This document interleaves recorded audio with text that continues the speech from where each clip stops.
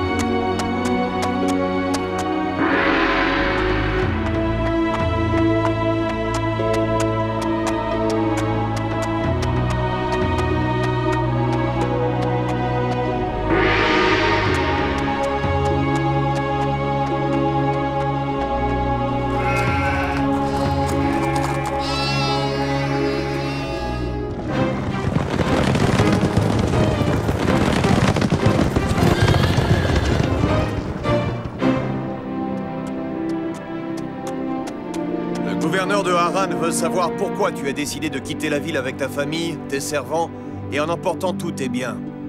Si une personne t'a offensé, le gouverneur te rendra justice en lui infligeant la punition qu'elle mérite. En tout cas, il te prie de ne pas partir.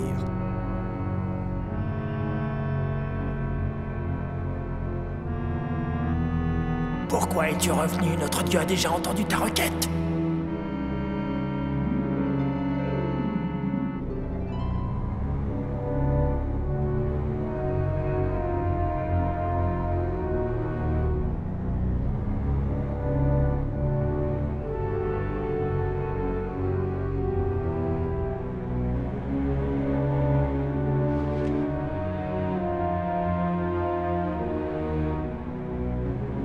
Tu n'as donc rien compris. Si aujourd'hui Abraham prend la fuite, c'est parce qu'il redoute le dieu de Haran.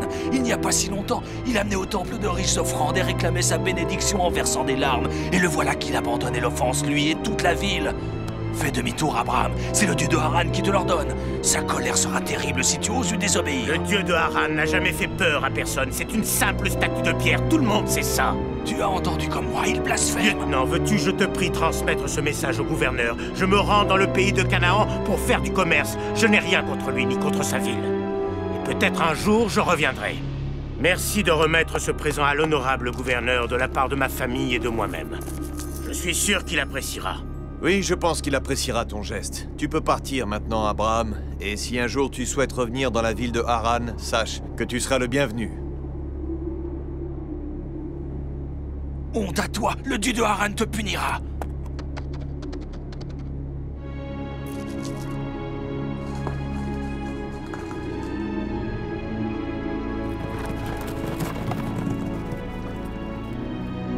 Voici notre maître!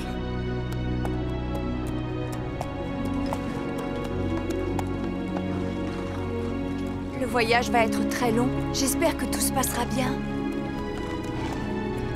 Ne crains-tu pas que la colère du dieu de Haran s'abatte sur toi? Il s'agit d'un dieu en pierre. Tu entends en pierre? Tu peux me dire pourquoi je devrais en avoir peur, Sarai?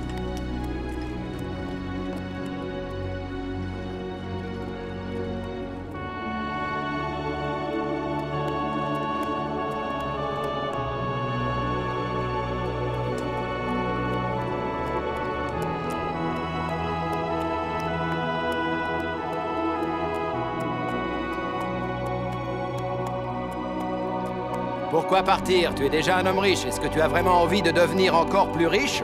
Je cherche une richesse très particulière, Lot. Quand tu l'auras trouvée, tu voudras bien que je m'associe avec toi? Oui, si tu le veux, tu pourras bénéficier de cette immense richesse. J'aimerais que tu m'en dises un peu plus sur ce dieu avec lequel tu parles la nuit. Qu'est-ce que tu veux savoir exactement? Eh bien, crois-tu qu'il tiendra sa promesse et qu'il me donnera un enfant?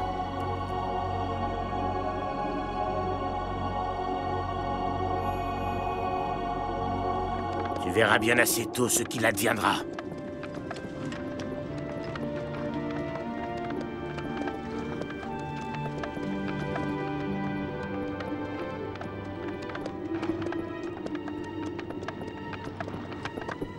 Tu as vu les nuages noirs qui se forment là-bas? Bien sûr que je les ai vus. C'est une tempête de sable qui est en train de se former. Oui, et on va être pris dedans. J'ai très peur, Abraham.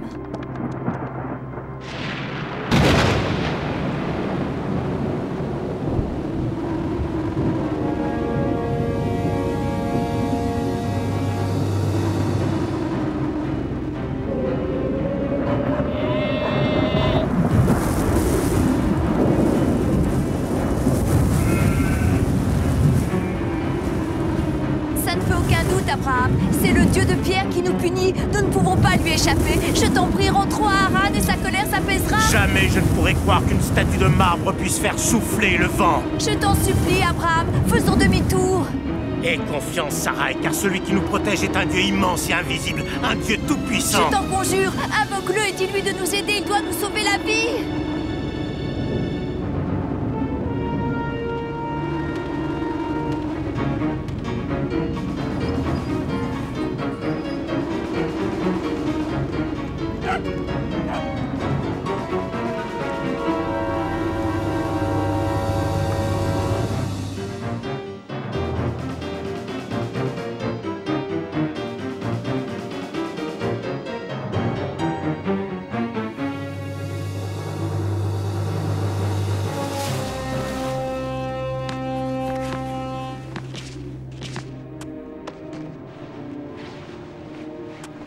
Allez!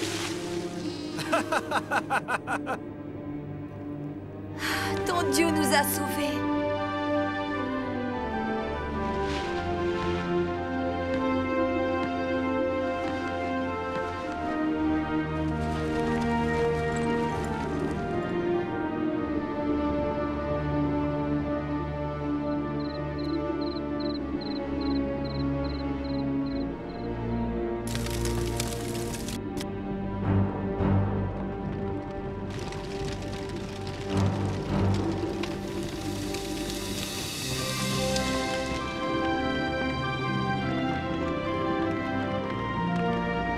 On va s'installer ici, Abraham? Le pays de Canaan est beau et luxuriant, mais le moment n'est pas encore venu de nous arrêter. C'est certainement la ville de Sichem. Nous reviendrons ici lorsque notre voyage sera terminé. Quand, Abraham? Quand Yahvé l'aura décidé.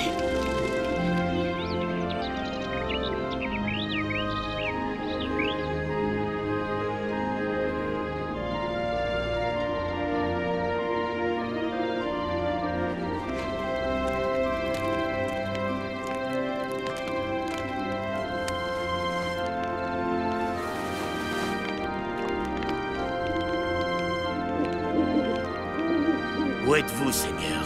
Votre serviteur vous appelle. Abraham, Oh Seigneur, je suis là, je vous écoute. as-tu remarqué la beauté de ce pays? Dois-je m'y établir maintenant? Pas encore, mais je donnerai ce pays à ta postérité. Alors, Seigneur, cela signifie que j'aurai ma propre descendance? C'est la deuxième fois que vous m'en faites la promesse, Seigneur. Vous emplissez mon cœur de joie. Un homme doit avoir sa descendance sans elle n'est rien. Ta descendance sera aussi nombreuse que les étoiles dans le ciel et les grains de sable dans les océans. Ma vie vous appartient, Seigneur. Je dresserai en ce lieu un autel à votre gloire et je ferai des sacrifices pour bénir votre nom.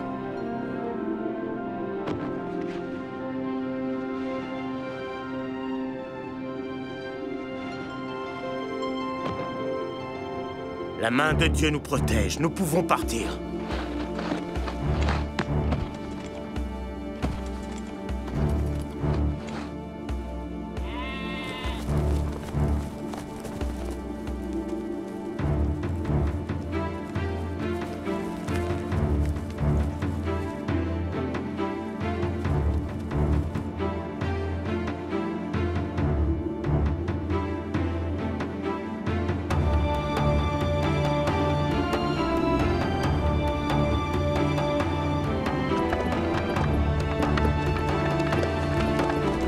Ici non plus, il n'y a pas d'eau, Abraham.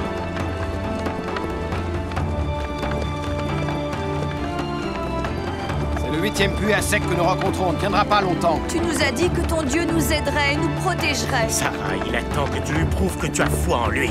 Nous devons tous prouver notre foi en Yahvé. Pour l'instant, nous n'avons rien d'autre à faire que de nous diriger vers le grand fleuve du Nil. Nous sommes sûrs que là-bas, nous trouverons de l'eau.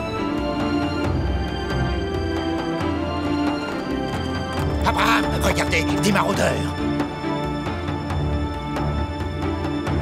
Ils tuent tout le monde, qu'est-ce qu'on fait? Ce ne sont pas nos affaires, il faut continuer. Nos hommes sont plus mal en point que nos bêtes, ils sont épuisés et ils ont soif. Ce qui se passe ici, nous n'y pouvons rien.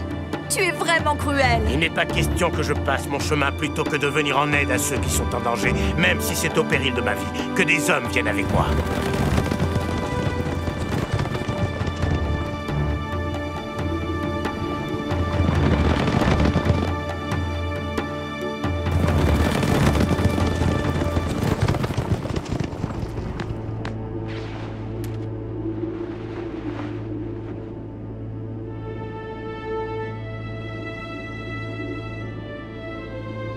Seigneur, la vie est un cadeau que les hommes reçoivent de vous. Qui a le droit de la prendre? Il y a une fille là-bas. Ce n'est qu'une enfant. C'est une servante égyptienne. Comment vais-je l'appeler? Appelle-la Agar. À partir de maintenant, tu t'appelles Agar. Viens.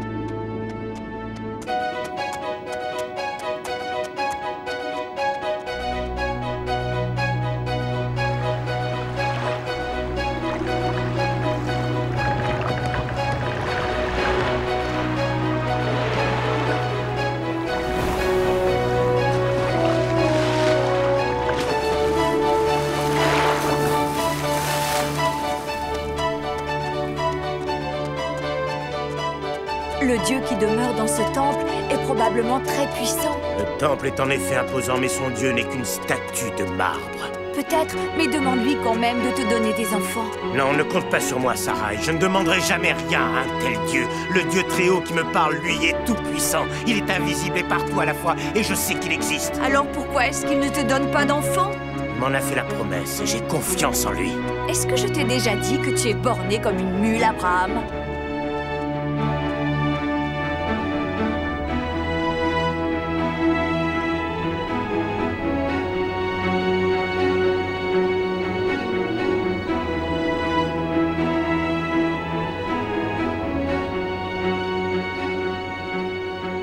À l'autre extrémité de la ville, il y a un grand marché. Nous vendrons les marchandises, les tapis et les vivres. Le commerce est prospère ici.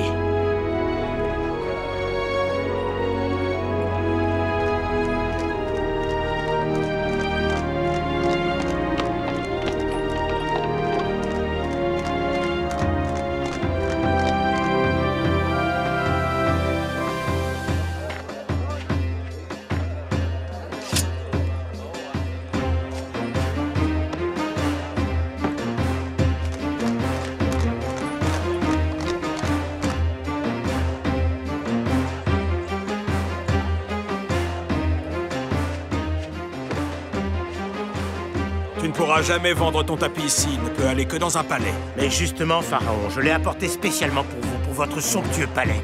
Tu es un marchand rusé, quel est ton nom? Je m'appelle Abraham et je viens de Haran. Je veux acheter ton tapis, il est vraiment très beau.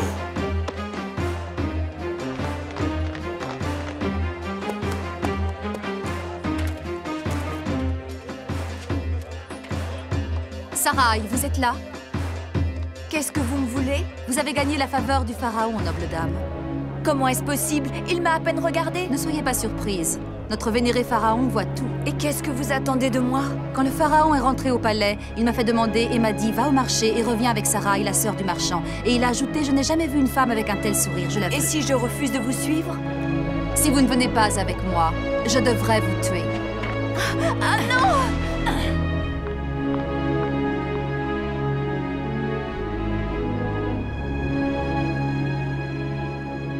Allez dire à votre maître, le pharaon, que je viens reprendre ma sœur qu'il est venu chercher pendant mon absence. Ne vous inquiétez pas, il vous fera porter de nombreux cadeaux. Je ne veux pas de ces cadeaux. Dites-lui qu'elle ne peut pas rester avec lui, je tiens trop à elle. Vous serez payé généreusement en retour. Le pharaon sait faire preuve de reconnaissance. Je vous l'ai dit, je ne veux pas être payé. Vous recevrez bientôt votre dû.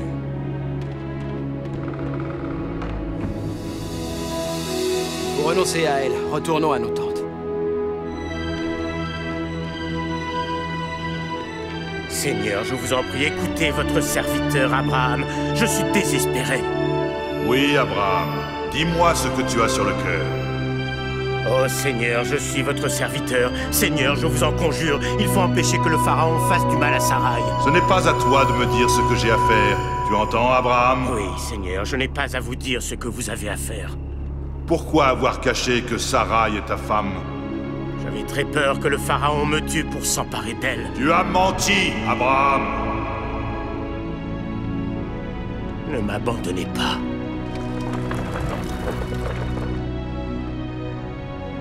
Sachez qu'Abraham n'est pas mon frère, il est mon époux. Ce n'est pas vrai, tu mens parce que tu te refuses à moi. Non, je n'oserais jamais vous mentir, grand pharaon. J'ai beaucoup trop peur de vous pour ça. Que se passe-t-il? J'ai l'impression que la terre tremble. Grand pharaon, prenez garde de ne pas contrarier Abraham.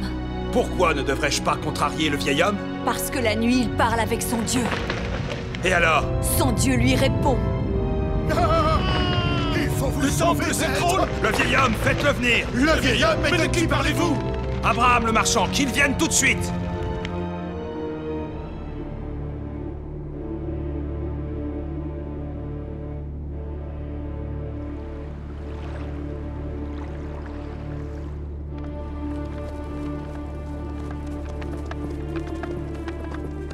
Ton Dieu est loyal envers toi, Abraham, et à partir d'aujourd'hui, c'est aussi le mien parce qu'il m'a sauvé.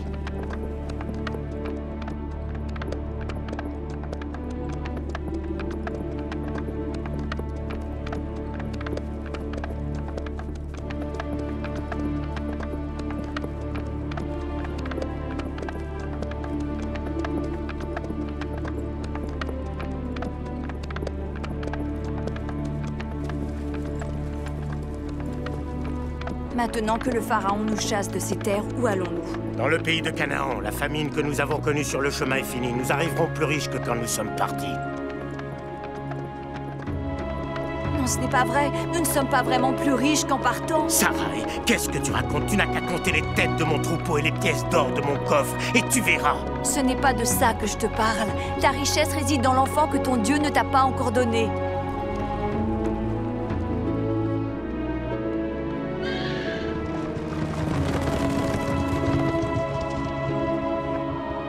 Quittez nos terres, Abraham. Et si vous voulez rester en vie, ne revenez jamais. Soyez rassurés, je n'ai pas l'intention de revenir ici.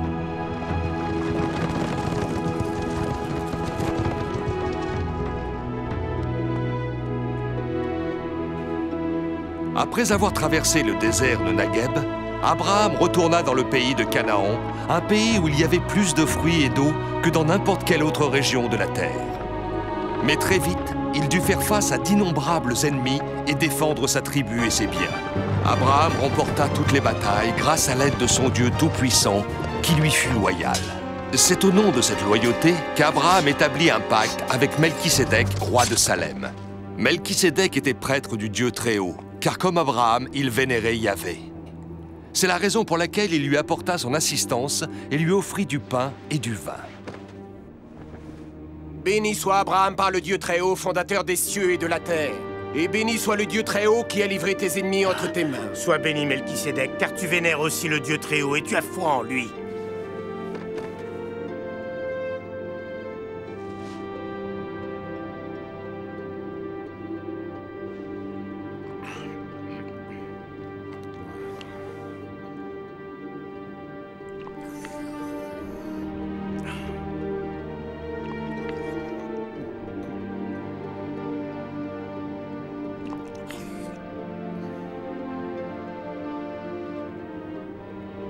Les années passèrent et le Dieu Très-Haut continua à protéger son fidèle et dévoué serviteur Abraham. Quel âge a ta servante?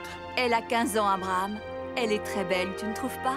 Je ne serais pas fâchée si tu usais de ton droit sur elle. Oui, je pourrais l'envisager, mais... Tu es un homme bon, Abraham. Nous avons quitté Haran il y a de nombreuses années. Oui, nous avons obéi à la volonté de Dieu. Ça fait si longtemps que nous espérons avoir un enfant. Si Dieu ne me permet pas d'enfanter, c'est peut-être un signe. Je te le redis, Abraham. Rejoins ma servante et elle te donnera peut-être un fils. Et Abraham obéit à la voix de Sarai. Sarai prit sa servante Agar, qui était égyptienne, et la donna pour femme à son mari 10 ans après qu'ils eurent commencé à demeurer au pays de Canaan. Agar donna un fils à Abraham, qu'il nomma Ismaël. Que le nom du Dieu Tout-Puissant soit béni, que sa main assiste toujours l'enfant qu'il m'a donné. Ismaël, son nom est Ismaël.